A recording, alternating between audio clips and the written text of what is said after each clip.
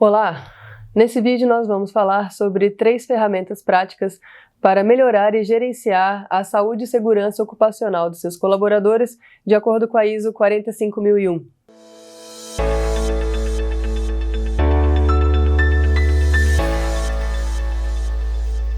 Seja muito bem-vindo ao canal da QMS Certification aqui no YouTube. Nós estamos muito felizes em compartilhar com você esse conteúdo e muito mais. Então não deixe de assinar aqui o nosso canal, de nos dar um like nesse vídeo para você sempre receber conteúdos relevantes. Se você gosta de auditorias, certificações, se você gosta de falar sobre saúde e segurança, vai encontrar muito assunto relevante aqui.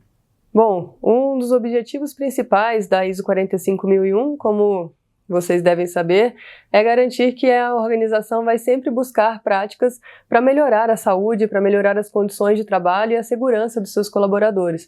Então aqui nesse vídeo nós temos a intenção de compartilhar 3 ferramentas principais e que nós vemos durante as auditorias serem implementadas com os nossos clientes que são certificados. Então vamos lá para a primeira ferramenta. Considerando de uma forma geral que todas as normas de sistema de gestão da ISO têm a intenção de fazer uma boa gestão de riscos, nada melhor do que a gente começar com a mentalidade de riscos, né? Então, se a gente está buscando promover um ambiente com uma melhor estrutura de trabalho, com melhores condições de trabalho para esse colaborador, a primeira coisa que nós temos que fazer é considerar quais são os riscos aos quais esses trabalhadores estão expostos nos diversos postos de trabalho, nos diversos processos, né, dessa organização. Então, uma primeira ferramenta diz respeito à hierarquia de controles de riscos. Então, essa ferramenta de hierarquia de controles vai te ajudar a identificar, por categorização, qual é o que é mais crítico, né? Quais são os riscos que são principais na sua organização e ali quais são as medidas de controle que você vai tomar. Então, a ISO 45001 tem muito a ver, né? O controle e a melhoria da saúde e segurança ocupacional passa muito pela mentalidade de risco, pelo pensamento de risco, que não pode estar concentrado, né, somente na pessoa que é responsável pelo sistema de gestão, não só pelo departamento de SSO, né, ou de OHS, eu não sei como é que você chama por aí, mas ela precisa permear todos os colaboradores dessa organização. Todo mundo tem que estar alerta para risco. Você vai ver que nas 3 ferramentas que nós vamos compartilhar aqui, todas elas passam por uma mentalidade de risco muito forte. Mas é claro, quem está fazendo o controle, né, a gestão desses riscos, precisa olhar com mais cuidado sobre os meios de controle que vão ser tomados. Então, uma ferramenta muito importante é garantir a hierarquização desses riscos, né, das categorias. E aí você vai tomar medidas de controle necessárias. E você também pode categorizar a hierarquia desses controles. Então, é claro que uma primeira hierarquia, né, o primeiro nível de hierarquia seria eliminar essa fonte de risco. Né? Quando você vai buscar um meio de controle para um risco identificado, a primeira coisa que a gente vai tentar fazer é eliminar, né? Nem sempre é possível, mas muitas vezes você consegue mitigar esse risco, você consegue reduzi-lo, ou você consegue substituir o tipo, né, de exposição ao risco por algum outro meio de controle, né, alguma outra forma de exposição que seja que tenha um impacto menor na saúde e na segurança ocupacional dos seus colaboradores. E claro, muitas vezes você vai tomar medidas administrativas, medidas de processos, né? Por exemplo, treinamentos de conscientização, né? Treinamentos que você vai conseguir divulgar e disseminar aí com relação a melhores práticas, utilização adequada de EPIs e mentalidade, né? Uma visão de perigos que podem ser identificados por todos os colaboradores antes de iniciarem suas atividades. A gente vai falar mais sobre isso na próxima ferramenta. Então, exemplos práticos disso seria a substituição da utilização de um produto químico tóxico por um outro produto que seja menos impactante, né, uma alternativa mais segura para algum produto tóxico que você utilize na sua organização. Ou ainda, você pode pensar em maneiras de reduzir o impacto de, por exemplo, um poluente ou alguma fumaça, né, que possa vir a ser tóxica, utilizando medidas de controle de engenharia ou de processo, um ambiente mais ventilado, alguma forma de canalizar, né, essa fonte de risco, essa fonte de perigos aí para uma outra área que seja longe de onde é ocupada por outros colaboradores. Então, existem algumas medidas que podem ser utilizadas e a principal ferramenta aqui é você saber fazer a hierarquia adequada desses controles. Então, quando você estiver olhando para a sua planilha de risco, para o seu software, né, de gestão de riscos, garanta que você consegue identificar muito claramente quais são as prioridades de tratamento que você vai dar para aqueles riscos, para que você possa atacá-los sempre. Parece óbvio, né?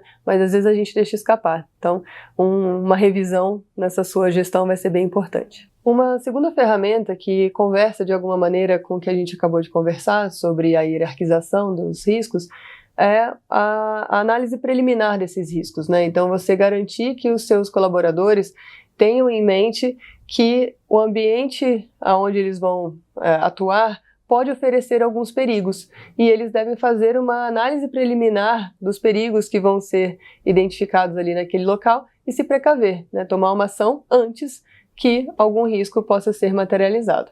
O objetivo dessa ferramenta é, claro, né, mitigar alguns riscos e também conseguir evitar alguns acidentes que poderiam acontecer por uma falta de avaliação de gravidade, né, por uma falta de olhar crítico sobre uma análise de perigo ali que estava iminente e exposto. Então, o que nós vemos na prática são as organizações muitas vezes distribuírem alguns checklists de controle de ambiente, por exemplo, a utilização adequada de EPIs, a abertura de uma janela ou de alguma área que possa melhorar a ventilação, questões de iluminação. Então, muitas vezes, as organizações até do lado da porta de entrada, né, de acesso ao local, deixam ali um checklist de avaliação de perigos para que todo colaborador tenha em mente que quando ele vai iniciar, né, ou antes de iniciar uma tarefa, ele já faça a verificação de todo o ambiente para garantir que ele tem as melhores condições possíveis naquele momento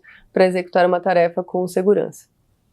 Uma outra ferramenta que é muito correlacionada a essa, correlata, diz respeito aos controles de Near Miss. Né? Essa é uma terminologia que a ISO 45001 utiliza, muito utilizada por empresas que estão familiarizadas com saúde e segurança, que é um quase acidente, né? Uma quase ocorrência. Chegou perto, a gente não teve a manifestação daquela ocorrência, de um acidente em si, porém, ela serve de alerta para que um acidente não venha a acontecer. Então, o Near Miss ele é parte da mentalidade de risco, ele é parte da forma como a empresa promove a mentalidade de avaliação de riscos e perigos, e ela deve ser promovida sempre. Isso é parte da cultura da sua organização em termos de segurança.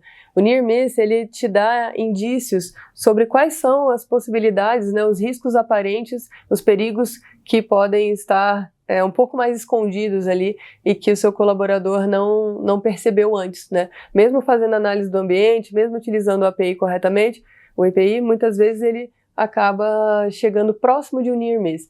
E sabe o que acontece? Se a sua organização não promove a abertura, né, ou não tem um espaço para que esses registros de quase acidente sejam disponibilizados e discutidos pela equipe que toma conta de saúde e segurança, tem muita chance de muitos quase acidentes acontecerem até que um acidente ocorra.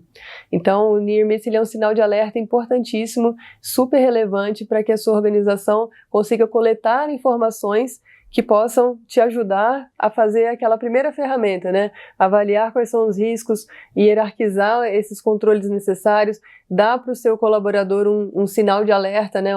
Aquela visão de raio-x necessária, e quanto mais você vai reportando esses quase acidentes, identificando a causa desses quase acidentes, mais controles você vai conseguir fazer, menos chance de você ter um incidente, né, um acidente consolidado de fato. Então, não negligencie esses quase acidentes, crie mecanismos na sua organização para que os colaboradores possam reportar isso. Pode ser uma urna, pode ser de uma forma física, pode ser um formulário digital, algum QR Code em alguma área da organização, mas promova uma maneira de reporte desses quase acidentes, né? Evite aquela cultura que de alguma maneira gera uma punição porque o colaborador chegou numa situação próxima ao acidente, né? Não é essa a questão. Se a sua organização promover essa cultura de percepção de riscos, tenho certeza absoluta que seu sistema de gestão vai ficar cada vez mais robusto. Bom, espero que você tenha conseguido pensar de alguma maneira como você pode melhorar e deixar mais robusta a sua gestão de riscos na sua organização, como você pode considerar a utilizar o canal de visão, de atuação dos colaboradores também como uma fonte de retroalimentação para a sua gestão de riscos ocupacionais. E, novamente, se você gosta de conteúdos como esse, se você tem conteúdo para compartilhar conosco, deixa aqui nos comentários quais são as ferramentas que você utiliza e como a gente pode continuar essa conversa aqui em novos vídeos. Até a próxima!